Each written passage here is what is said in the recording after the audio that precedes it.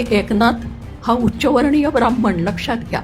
आणि त्यांनी जे भारुडं रचलेत त्या भारुडांच्या मधलं क्रांतिकारकत्व बघा नुसतं तुम्ही. सर्वसामान्य बाईचं पीडन कसं होतं त्याच्यासाठी स्त्रीमुक्तीचा कोणी झेंडा घ्यायची गरज नाही आहे, एकनाथ महाराज सांगतात.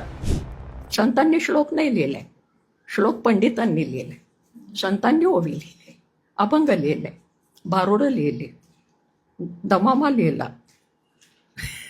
धिंगाणा घातला अभंगांच्या मध्ये. तेव्हा हे जे काही सगळं आहे म्हणजे भारुडं आहे, भारूड लोकपरंपरेतला विचार आहे आणि लोकपरंपरेतला तो छंद आहे, लोकपरंपरेतलं सादरीकरण आहे. आणि हे केलं कोणी? भारूड म्हटलं की आमच्या डोक्यामध्ये आज फक्त एकनाथच असतो. आणि एकनाथ हा उच्चवर्णीय ब्राह्मण लक्षात घ्या. आणि त्यांनी जे भारुडं रचलेत त्या भारुडांच्या मधलं क्रांतिकारकत्व बघा नुसतं तुम्ही. म्हणजे रचनेच्या दृष्टीने तर आहेच, पण आशयाच्या दृष्टीने सर्वसामान्य बाईचं पीडन कसं होतं त्याच्यासाठी स्त्रीमुक्तीचा कोणी झेंडा घ्यायची गरज नाही आहे, एकनाथ महाराज सांगतात.